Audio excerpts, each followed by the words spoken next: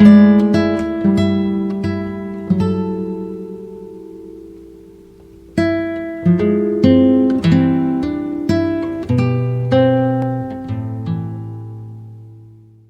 irmãos, vamos abrir as nossas Bíblias na carta de Paulo aos Colossenses, capítulo 1. Colossenses, capítulo 1. A partir de hoje, nós estamos iniciando uma nova série de exposições à supremacia de Cristo, a partir da epístola de Paulo aos Colossenses. Convido então os irmãos a mergulharem conosco nesta carta, lerem este conteúdo em casa, se possível, durante a semana, para poderem estar aptos aí melhor, para receber a mensagem do Senhor. Carta de Paulo aos Colossenses, capítulo 1, nós vamos ler nesta noite apenas 2 versos, o verso 1 e o verso 2, que diz assim, a palavra do nosso Deus. Carta de Paulo aos Colossenses, capítulo 1. Paulo, apóstolo de Cristo Jesus, por vontade de Deus, e o irmão Timóteo, aos santos e fiéis irmãos em Cristo que se encontram em Colossos. Graça e paz a vós outros, da parte de Deus, nosso Pai. Vamos fazer essa leitura, meus amados, todos juntos, vamos lá? Paulo, apóstolo de Cristo Jesus, por vontade de Deus, e o irmão Timóteo, aos santos e fiéis irmãos em Cristo que se encontram em Colossos, graça e paz a vós outros, da parte de Deus, nosso Pai. Amém. Vamos orar? Senhor amado, te louvamos por tua palavra e te pedimos, ó querido Deus, que nesse instante ela nos fale ao coração. A tua palavra, Deus, é viva e eficaz. Te pedimos que o teu Espírito Santo, que é o ministro da palavra, o ministro interior da palavra, aquele que fala ao coração, o mesmo que inspirou a Sagrada Escritura, que ele nos fale profundamente nesta noite e que haja edificação em nossas vidas, em nome de Jesus. Amém e amém. Meus amados, esta nova série tem como título A Supremacia de Cristo. E eu quero aqui fazer uma defesa desta temática, porque nós, assim como em outras regiões do mundo, a exemplo dos Estados Unidos e da Europa, estamos sendo assediados por uma mensagem que tem um cunho cristão, mas que não é a mensagem de Cristo. Às vezes uma mensagem que carrega o nome de Jesus, mas que não está em acordo com as palavras de Jesus. E eu me refiro ao secularismo que tem invadido a nação brasileira e tem feito com que a mensagem do Evangelho, a mensagem verdadeira, seja diluída para se tornar algo mais aceitável. Um Evangelho que se adeque às minhas vontades, um evangelho que se adeque à realidade de cada um, no sentido de que nós não precisamos abrir mão da nossa própria vida para sermos cristãos. Então é possível, para muitos hoje, a gente ser cristão e andar em desacordo com a palavra de Deus e ainda assim a gente carregar o nome de cristão.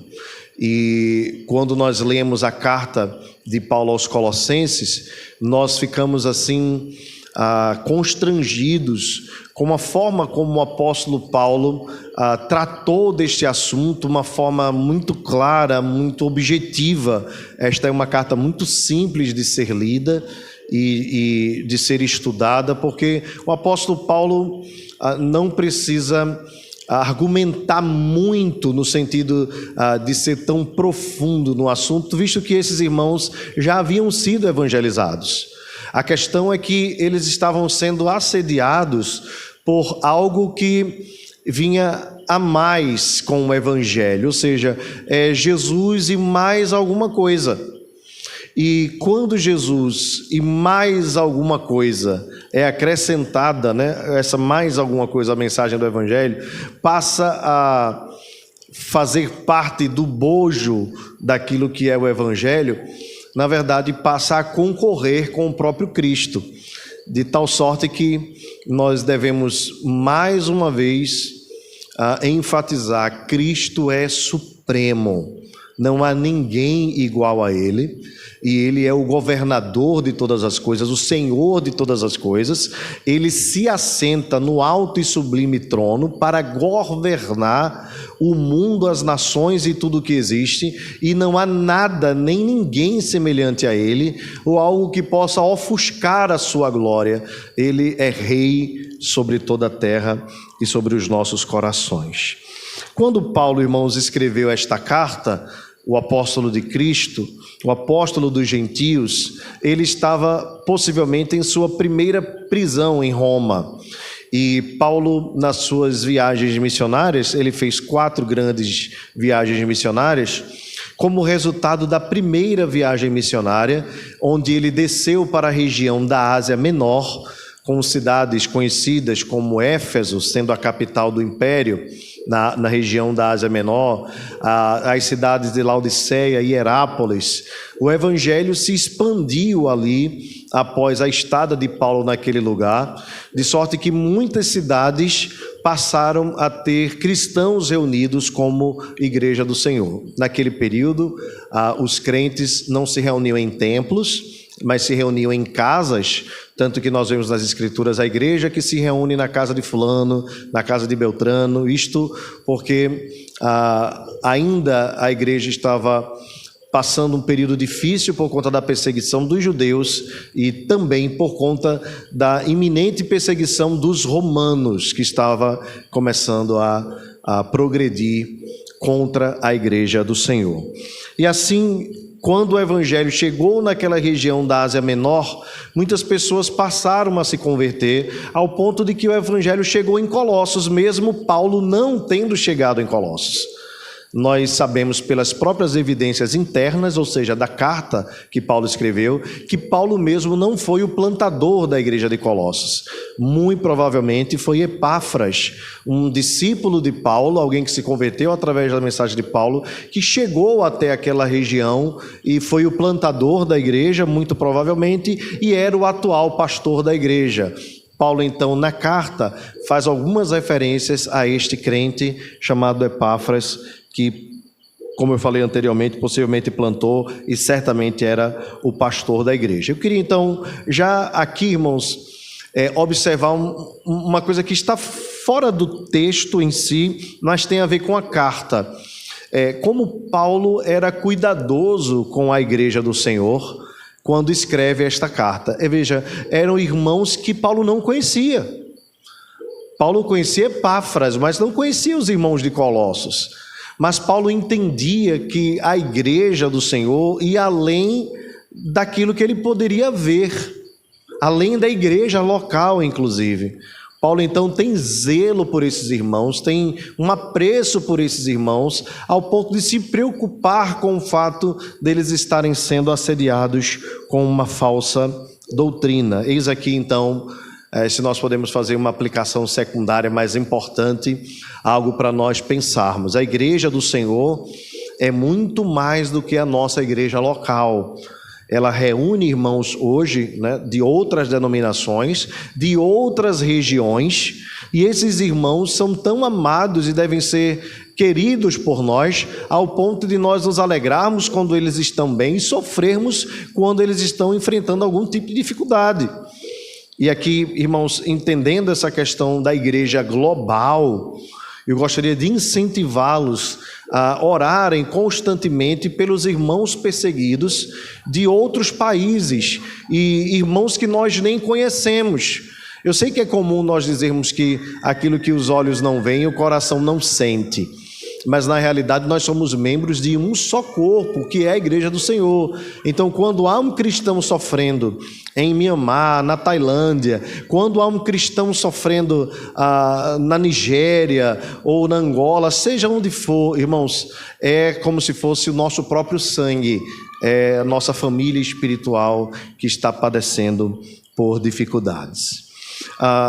Quando Paulo, irmãos, escreve a esta igreja, Paulo também traz um ensinamento importante para a igreja do Senhor. E por que eu digo isso? Porque Colossos era uma cidade, naquele período em que Paulo escreveu, insignificante para o Império Romano. Veja, era a região da Ásia Menor, mas quem dominava o mundo da época era Roma.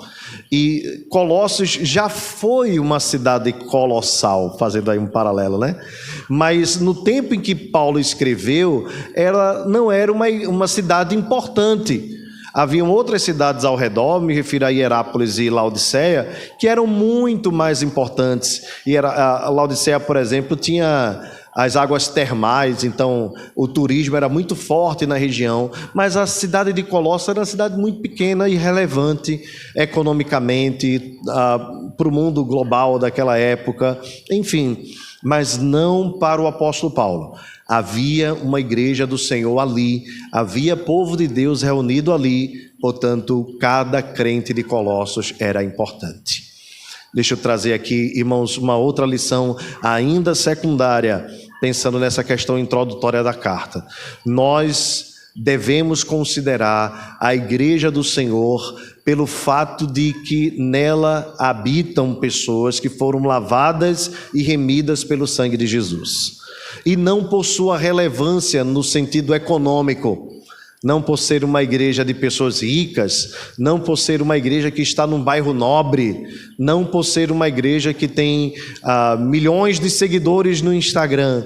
Então aquela igreja é mais importante, aquele povo é mais importante, aquela comunidade é mais importante do que outra comunidade que está de repente num bairro periférico, numa região desassistida ou coisa desse tipo. Para Jesus em especial e também para o seu servo, o apóstolo Paulo, onde havia uma igreja do Senhor, havia gente lavada e remida pelo sangue de Jesus, que precisava de oração, que precisava da graça de Deus e que precisava de uma doutrina firme e relevante para as suas vidas. Aqui uma outra aplicação que eu gostaria de fazer, ainda secundária, tá? A respeito dessa questão, como para Paulo cada crente, e aqui pensando numa igreja local, na sua diversidade, cada crente na igreja local é importante para a igreja. E a igreja não deve fazer distinção de pessoas, por qualquer razão que seja, todos nós somos importantes para Deus como igreja do Senhor. O apóstolo Paulo, ao escrever a carta aos Colossenses, nos ensina que onde há um coração que Cristo alcançou, ali a igreja do Senhor, ali a gente lavada e remida pelo sangue de Jesus, é gente que precisa de amor, de cuidado, de ensino. A igreja, irmãos, deve ser o local onde mais fortemente se revela a inclusão de pessoas e a não acepção de pessoas. A não acepção de pessoas, a não discriminação de pessoas.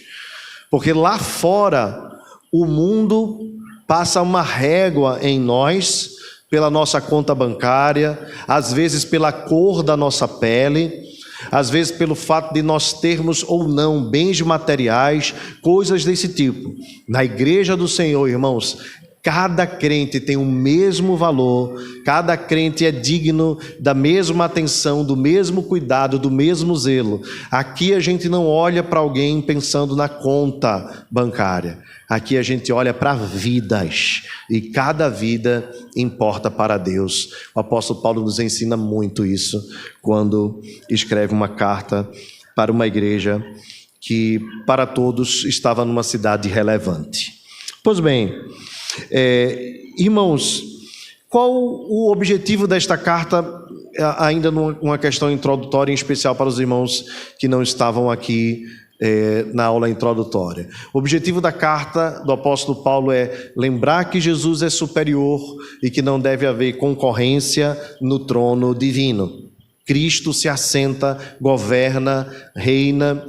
Isto porque, naquele período, muito provavelmente, um grupo de judeus que havia se convertido ao cristianismo se aproximaram da igreja de Colossos, tentando ensinar doutrinas que, para eles, estavam em pé de igualdade com a obra de Cristo.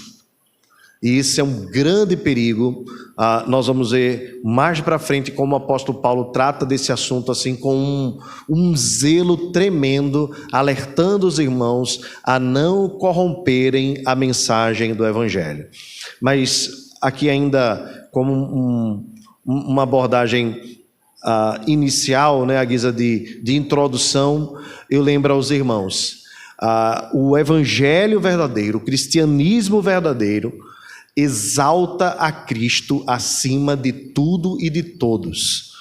A igreja do Senhor tem como objetivo levar o Evangelho de Jesus, a palavra de Jesus.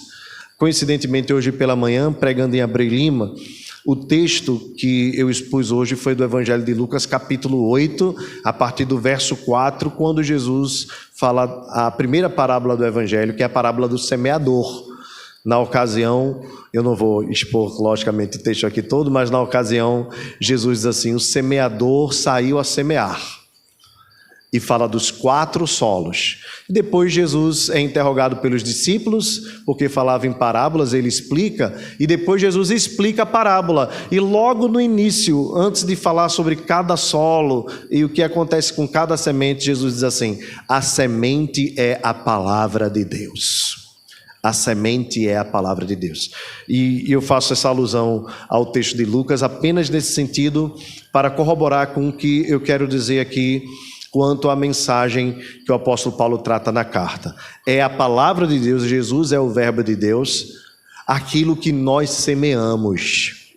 Quando nós saímos para evangelizar, nós devemos anunciar Jesus. Ele é o centro da mensagem. E eu digo isso, irmãos, porque às vezes em algumas igrejas a gente vê, por exemplo, quando liga programa de televisão, né? Aí a gente vê assim, a pessoa sobe para cantar e diz assim: nós vamos cantar com a autorização do pastor presidente fulano de tal. Aí o outro vem orar: eu vou orar com a autorização do pastor presidente fulano de tal. Aí o outro vai ler o texto bíblico: eu vou ler com a autorização do pastor presidente. Fala mais do pastor presidente do que de Jesus. Ou então, quando vai evangelizar, fala mais da sua igreja do que de Jesus. Levanta mais o logotipo da sua igreja do que a cruz do Evangelho, como se nós fôssemos times de futebol. Meus irmãos, a mensagem da igreja é Jesus, o foco da igreja é Jesus.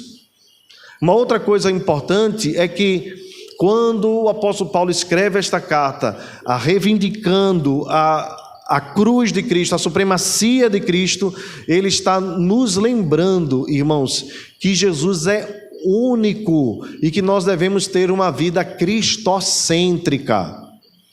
E aqui me refiro não apenas no sentido da evangelização, mas também no sentido de viver dia após dia. A nossa vida deve ser centrada em Cristo. Jesus deve ser o motivo do nosso culto, o motivo dos nossos louvores, o nosso ideal para seguirmos, o nosso amigo verdadeiro e real. E lembro mais uma vez, quando o Senhor Jesus foi batizado, a voz dos céus que dizia: este é o meu filho amado, em quem está todo o meu prazer. A voz dos céus era o próprio Pai. E se o Pai diz que em Jesus está todo o seu prazer, logicamente Ele está nos ensinando também que a nossa vida só tem sentido se ela estiver focada em Jesus. Se Jesus for a razão das nossas vidas. Ora, nós cantamos agora há pouco aqui: Ele é para mim o tesouro mais precioso, e o seu amor muito excede a prata e o ouro. E aí, quando nós ligamos a televisão, vemos os chamados programas evangélicos, ao invés de falar de Jesus, fala mais de prosperidade, dinheiro, cura, libertação. A teologia, que nem teologia, né? A ideologia da prosperidade tem ensinado as pessoas a amarem o dinheiro, e não a Jesus. Agora há pouco vocês devem ter visto nas redes sociais e alguns programas de televisão um escândalo, né, de um dito pastor obrigando, né, persuadindo ali um membro da igreja a entregar os seus recursos lá na fogueira santa, e dizendo assim: olha, fulano, você tem conta a pagar? Não pague não as suas contas, você precisa sacrificar, porque, né? Você conhece bem a história, né? Vocês já viram isso por aí, é só ligar a televisão, né? Você precisa, né? Já conhece a voz, né? Você precisa entregar na fogueira santa. Você sabe do que eu estou falando. Infelizmente, irmãos, muitas pessoas têm caído nisso, não apenas porque esses hereges estão incentivando, mas porque os seus corações não estão buscando a Cristo, mas estão buscando a felicidade neste mundo, o recurso, ter, o possuir. E aí, quando nós estamos diante de uma carta como essa, onde Paulo diz que nós devemos rejeitar qualquer coisa que venha concorrer com Jesus, nós ficamos assim boquiabertos com a profundidade do Evangelho. E meus irmãos, não pensem que essa é uma mensagem antiga, apenas porque a carta foi escrita há quase 2000 anos. Mas lembre que o drama daquele jovem rico é o drama dos nossos dias também. Se aquele jovem rico amava o dinheiro e não quis abandonar os recursos, porque amava mais o dinheiro do que a Cristo, queridos, quando nós pregamos o verdadeiro Evangelho, nós percebemos o quanto as pessoas têm dificuldade em receber, porque não querem largar o estilo de vida que vivem. E aqui, queridos, é inegável, o Evangelho é radical.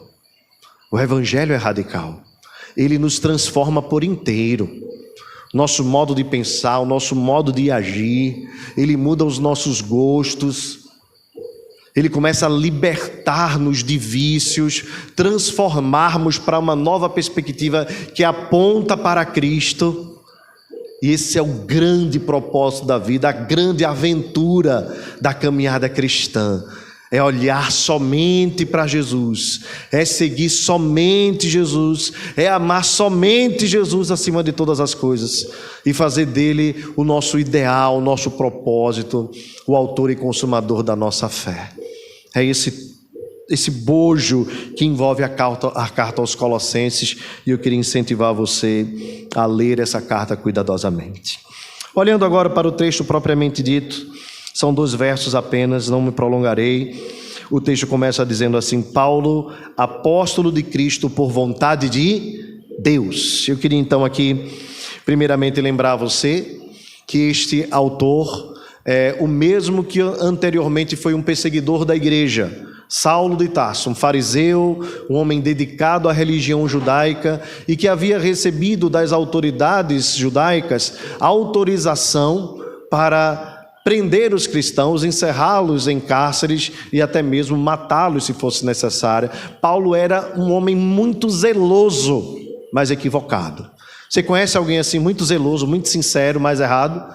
Eu estou sinceramente assim errado. Às vezes eu mando as notas das músicas aqui para o pessoal, né? Digo assim, não, é essa aqui, essa. E eu falo com a sinceridade danada. E depois, na hora que a gente descobre que a nota era outra, né? Então, às vezes, a gente está assim, muito sincero, mas equivocado. Paulo estava nesse caminho. Ele era sinceríssimo, zeloso. Tanto que consentiu na morte de Estevão, o primeiro mártir da igreja. E as vestes de Estevão ficaram sobre os pés do apóstolo Paulo. Paulo reconheceu a sua autoridade e foi prender cristãos em Damasco. E no meio do caminho o Senhor apareceu e ele disse a Paulo: Saulo, Saulo, por que me persegues? Saulo perguntou: quem és tu, Senhor? Ali então Deus o cegou, deixando por 3 dias até ele chegar à casa de Ananias, onde ele foi curado, conforme a palavra do próprio Deus. E assim sendo, o Senhor disse a ele, por meio de Ananias: eu vou mostrar para Paulo quanto importa sofrer pelo meu nome.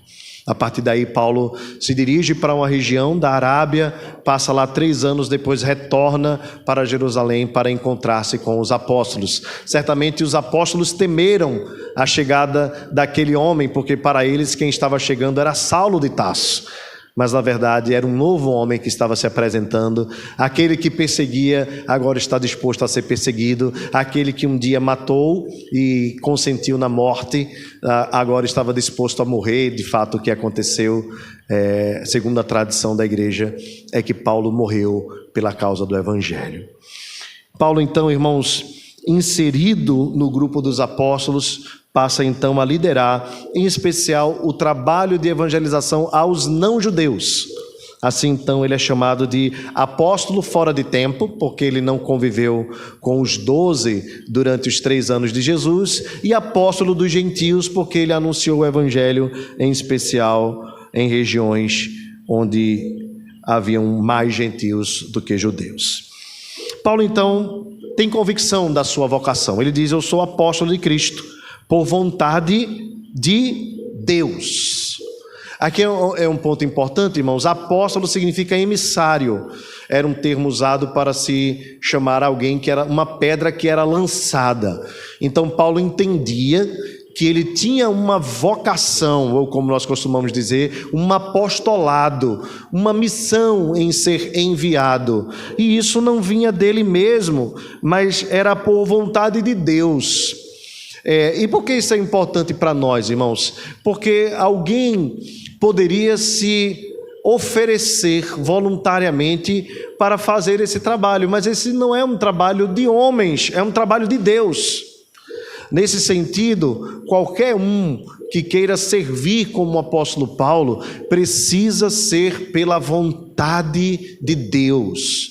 Neste caso, o próprio Cristo apareceu para ele, convocando-o para servi-lo como apóstolo do Senhor.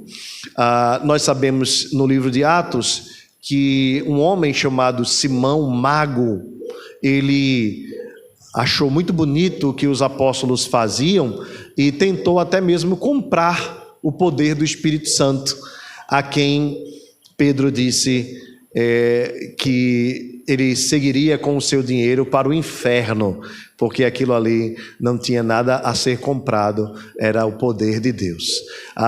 Depois desse evento, aquilo que Roma fazia, comprando a salvação, das pessoas, as pessoas comprando, pela igreja de Roma, foi conhecido naquele período da Reforma Protestante, 1517, como simonia. Lembrando então aquilo que fez Simão o Mago.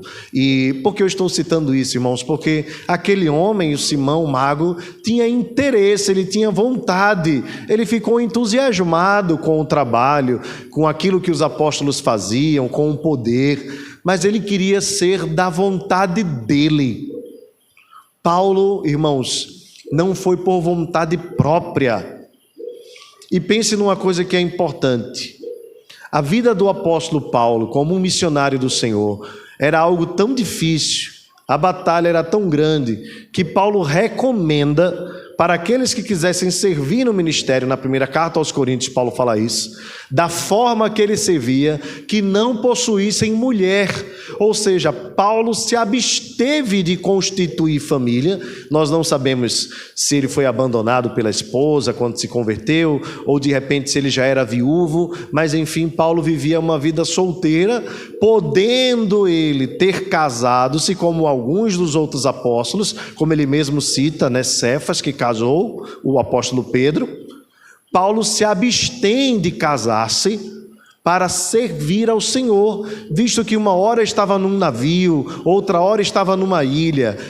Fazer isso com uma família, mulher e filhos, era muito complicado. Então observe que alguém que tinha um chamado como o do apóstolo Paulo tinha que ser pela vontade de Deus, porque abriria mão de ter família, abriria mão de ter recursos. Irmãos, o apóstolo Paulo, por ter dupla cidadania, ele era judeu, mas também era romano, prova que ele era um homem que tinha posses. Quando Paulo então vai servir a Jesus, ele abre mão das suas posses e passa a viver de ofertas das igrejas. A igreja, por exemplo, de Filipos foi uma igreja que muito contribuiu financeiramente com o sustento do apóstolo Paulo. Já a igreja de Corinto foi pirangueira, como nós costumamos dizer, não serviu ao apóstolo Paulo como deveria ter servido, e naquele período Paulo precisou trabalhar fora, além de pregar o evangelho e ensinar de casa em casa e de pessoa em pessoa. Imagine então, dupla jornada extremamente estressante, né, em dias que a gente tem falado muito sobre burnout, né? Imagina o apóstolo Paulo, a pressão que ele vivia. Por isso, irmãos, para ser apóstolo, tinha que ser pela vontade de Deus e não vontade de homens. Deveria haver uma capacitação especial do Espírito Santo, muita resiliência, muita resignação e muita fé no Senhor Jesus Cristo e convicção do que se estava fazendo. Uma outra coisa que a carta nos ensina aqui é por vontade de Deus. E o irmão Timóteo, aqui deixa eu fazer mais uma aplicação importante. Paulo era o foco, mas Paulo não esquecia dos seus companheiros de trabalho. Quando você observa as cartas do apóstolo Paulo, você vai ver as muitas citações que Paulo fazia de pessoas que o acompanhavam no ministério e que o serviam no ministério. E aqui está o jovem Timóteo. Possivelmente, quando Paulo escreve aos Coríntios, Timóteo ainda era muito jovem e estava ali o acompanhando no serviço ministerial. Aqui o que eu gostaria de trazer como aplicação para os irmãos é que o trabalho do Senhor não se faz sozinho. O trabalho do Senhor se faz em equipe. Paulo tinha uma equipe grande e de muitos irmãos, embora em algum momento ele foi abandonado por quase todos, mas Paulo tinha gente que estava ao seu lado, e ele era uma espécie de tutor de Timóteo. Timóteo era seu pupilo, aquele que estava sob os seus cuidados para ensinar. Aqui mais uma aplicação muito objetiva e prática. Irmãos, nós precisamos passar o bastão, nós precisamos anunciar e ensinar a nova geração a servir a Deus e a como servir a Deus. Agora há pouco alguns irmãos, estando na Escócia e em algumas outras regiões da Europa, eu vi pelas redes sociais alguns pastores presbiterianos fazendo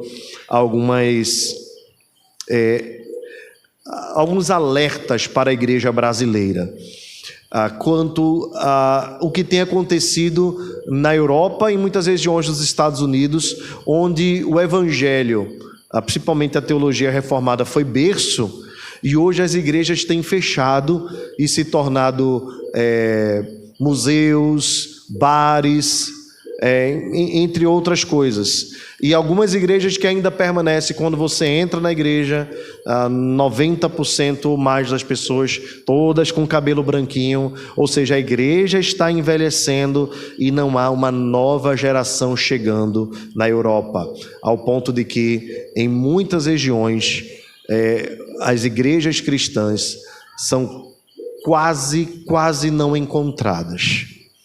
Aqui, irmãos, deixa eu fazer uma aplicação importante. Paulo fazia o serviço. Paulo era um homem extremamente obstinado em servir a Deus, mas Paulo sabia que ele ia passar.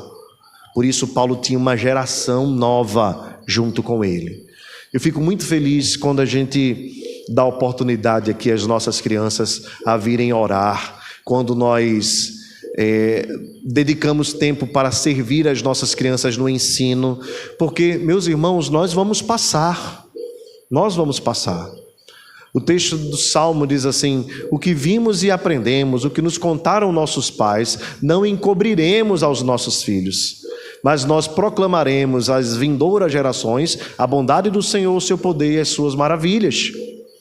O que eu quero dizer é o seguinte, irmãos, é que o tempo corre assim de forma assustadora, de maneira que se nós não pregarmos o evangelho para os nossos filhos, trouxermos os nossos filhos à igreja, e se nós não fizermos o trabalho que precisa ser feito em casa constantemente, nós podemos ter o mesmo futuro que a Europa está tendo, a falta de uma geração posterior.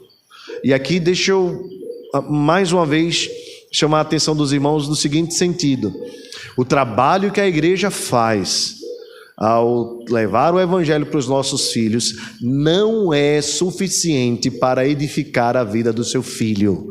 E aqui não é uma crítica à igreja, é um alerta aos pais. Trabalho precisa ser feito em casa. Quando você vê uma criança como Pedrinho, orando como ele orou aqui na frente, falando tantas coisas importantes como ele falou, se você observou bem, se não em casa, por favor, acompanhe. É a prova de que o ensino está sendo feito em casa. Isso, irmãos, traz resultado. Por isso a Escritura diz assim: ensina o teu filho o tempo todo, coloca no portal da tua casa, inculca na cabeça dele, fala o tempo todo com ele a respeito do Evangelho, ensina a lei do Senhor, as palavras de Deus. Quando nós batizamos as nossas crianças aqui, nós pedimos para que os pais prometam orar com os filhos e ensiná-los na palavra de Deus. Nós precisamos fazer isso. E eu confesso que às vezes vacilo, e certamente talvez alguns irmãos aqui também têm esse sentimento, que às vezes nós poderíamos fazer mais e não fazemos. Às vezes a gente senta para almoçar, para comer à mesa, e naquela pressa, naquela correria, calor, e a hora, a gente vai, pega o prato, vai para frente da televisão e começa a comer, e aí quando a gente dá a primeira garfada, a gente escuta a oração da pessoa mais crente de casa, que é Giovana. Papai do céu, muito obrigado por este alimento. E ela nos mata de vergonha, para a glória de Deus.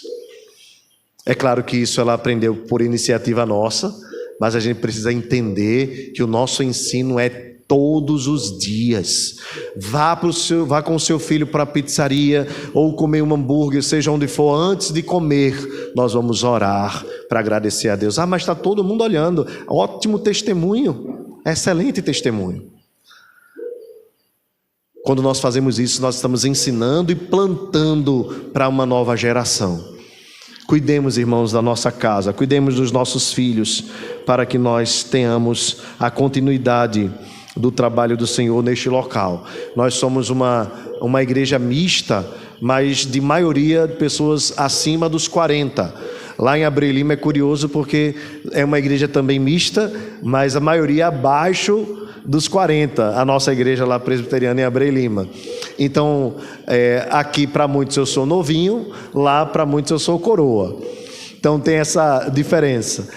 O bom da igreja, irmãos, é que nós tenhamos sempre uma igreja equilibrada nesse sentido. De idosos, de jovens, de adolescentes, de casais e de crianças. Para que a igreja sim tenha equilíbrio e continuidade para a glória de Deus. Paulo, no verso 2, diz assim: aos santos e fiéis irmãos em Cristo que se encontram em Colossos. Aqui deixa eu fazer duas aplicações breves a respeito dessas palavras do apóstolo Paulo. Santos e fiéis. Irmãos, santos é a ideia daqueles que foram consagrados por Deus para um propósito de louvor, de glória. Quando algo era considerado santo no Antigo Testamento, era algo que era separado do uso comum, daquilo que era normal, usual, para o uso sagrado. Um cobre, um pedaço de ouro, uma madeira, por exemplo, quando ela ia ser para a dedicação do templo ao Senhor, era consagrada para aquele propósito. A Bíblia diz que nós somos o povo santo de Deus, ou seja, dentre as pessoas que habitam neste mundo, Deus nos separou para a sua glória. Assim Paulo olhava os irmãos de Colossos: vocês foram separados por Deus. Ora, a cidade de Colossos era uma cidade de maioria gentílica. Eles não tinham muito conhecimento dos costumes da antiga aliança. E agora receberam o Evangelho, independentemente de quem eles eram. Paulo os chama de santos. Vocês foram tirados desse mundo para se consagrarem a Deus. Outra coisa que Paulo diz é fiéis. E aqui tem a ver com o caráter da perseverança da igreja na palavra de Deus. Essas são duas características importantes que expressam uma igreja que permanece firme diante das lutas. Irmãos, a fidelidade a Deus, ela está acima de qualquer coisa. Quando Paulo diz que esses irmãos eram fiéis, é porque eles se abstiveram de suas vidas anteriores para serem consagrados a Deus. Ou seja, Deus os retirou deste mundo e eles, como resposta, foram fiéis a Deus para o propósito para o qual o Senhor os chamou. Aqui, entenda, irmão e irmã, nós fomos tirados deste mundo, feitos para a glória de Deus e consagrados para a glória de Deus, para vivermos uma vida de fidelidade à nossa vocação. Não é à toa, tenha certeza que Paulo usa esses dois termos aqui. São esses termos que vão fundamentar o apelo que o apóstolo faz a esses irmãos para que permanecessem firmados em Jesus. Vocês foram chamados para ser santos e vocês têm sido fiéis. Não abram mão da fidelidade de vocês a Deus por conta dos assédios de falsos mestres e de falsas doutrinas. Meus irmãos, mais uma vez eu quero aplicar de forma muito breve a palavra aqui. Nós estamos, da mesma forma que os irmãos de Colossos, estamos diante de um mundo que nos assedia.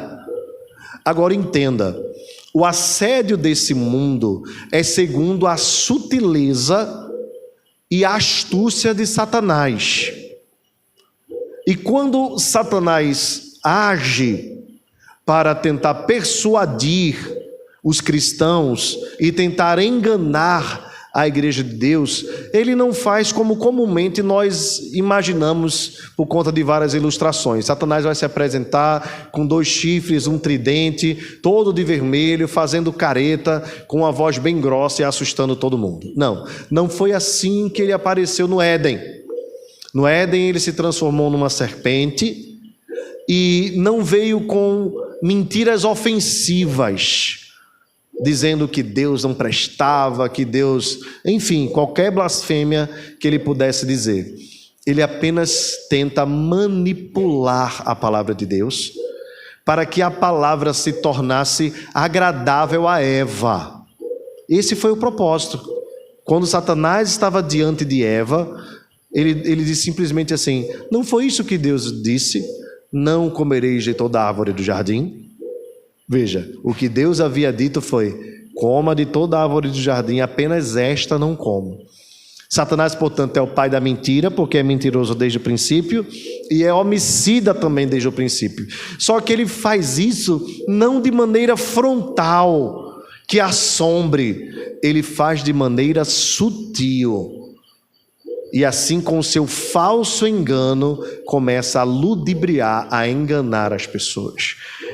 Qual o alerta que fica para nós, como igreja do Senhor, irmãos, diante do tema da fidelidade?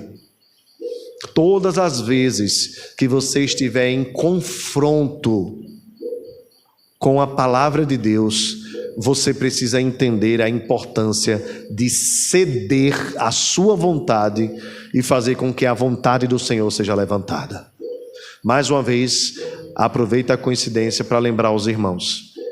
Quando Jesus cita a parábola do semeador, um dos solos que ele fala da parábola é aquele que a semente é lançada, e o texto diz: e logo vem o diabo e arrebata-lhes o coração.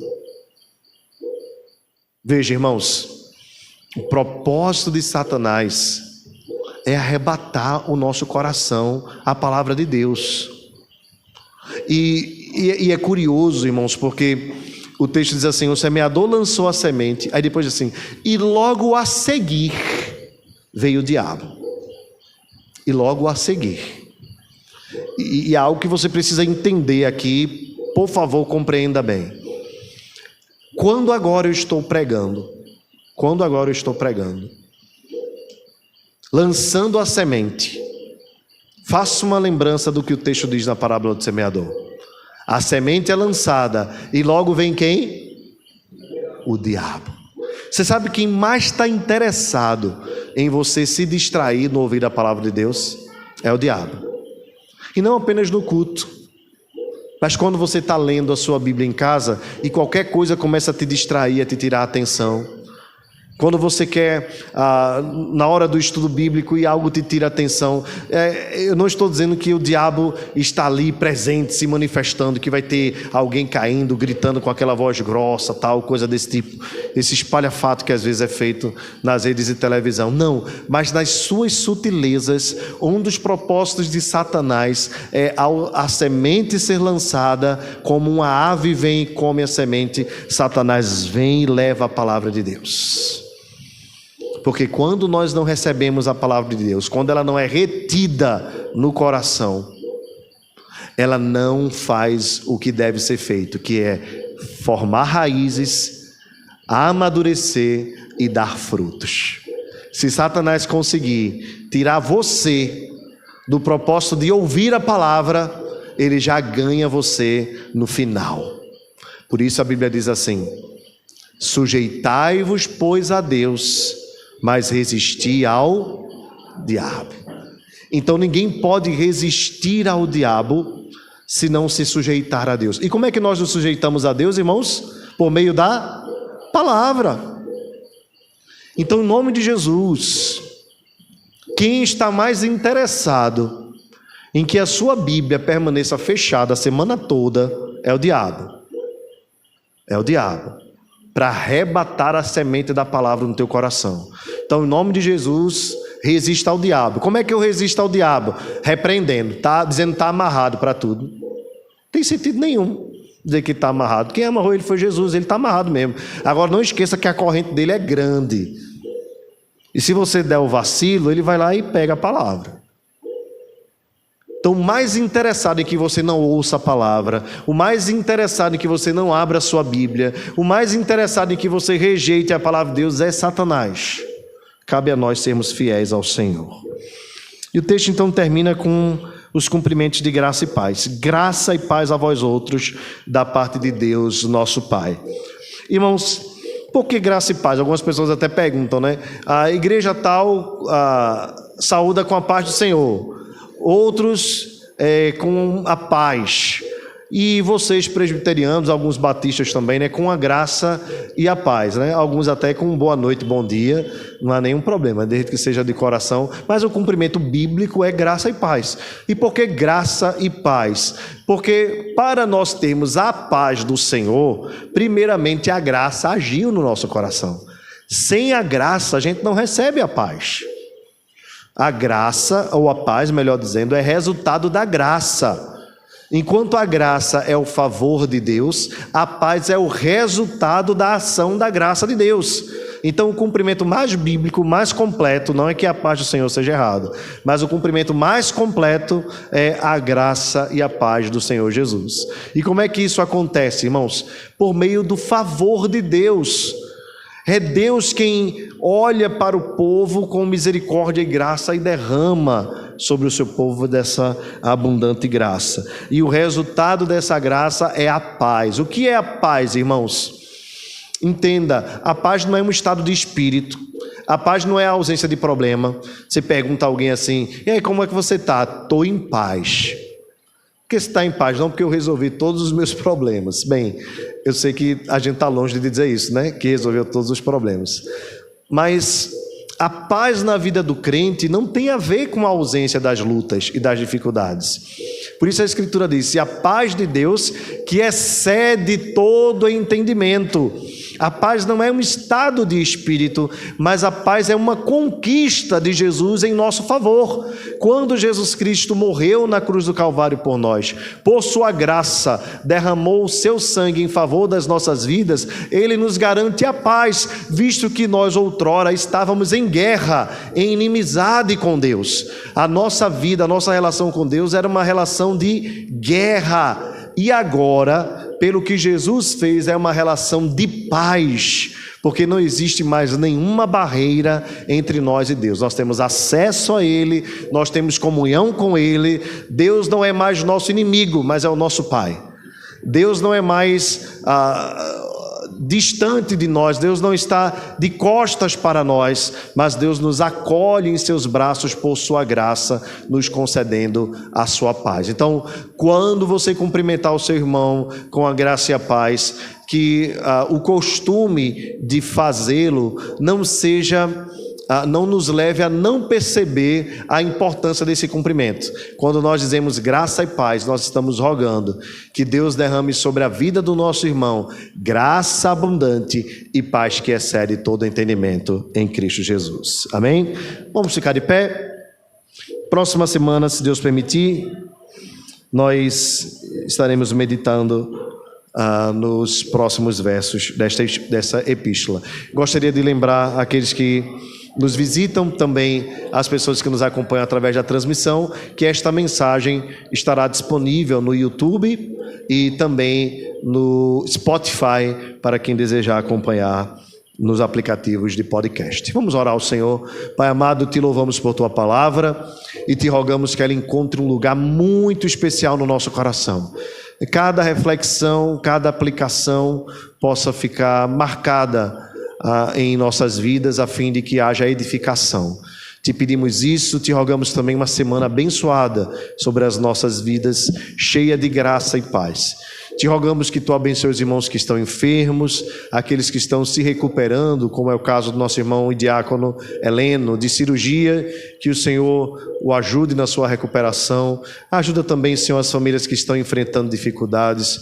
Eu gostaria também de te pedir, Senhor, de forma muito especial, pelos reféns do 8 de janeiro, que ainda estão, Deus, presos em Brasília, pagando, Deus, uma pena altíssima, por questões que não tem nenhum sentido, Pai, de uma penalidade tão terrível. Quero te pedir que, em nome de Jesus, durante esta semana, tu mova o coração das autoridades, para que aquelas irmãs em Cristo, inclusive, que estavam com suas Bíblias na mão, não continuem sofrendo, Deus, na sua já idade avançada, alguns 60 anos, até mais de 60 anos. Tem misericórdia dos seus familiares, filhos, netos, maridos, e move, Senhor, o coração daqueles a quem o Senhor constituiu como autoridade.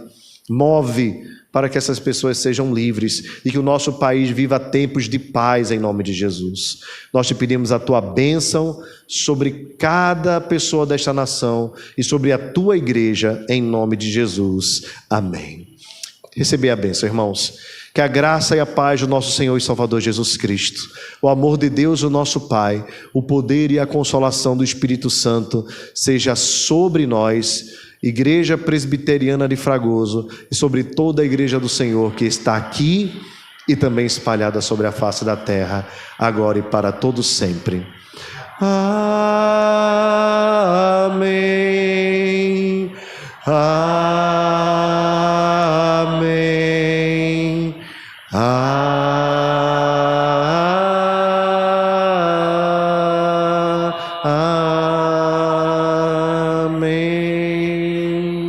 Amém. Sentemos-nos, irmãos. Deus os abençoe.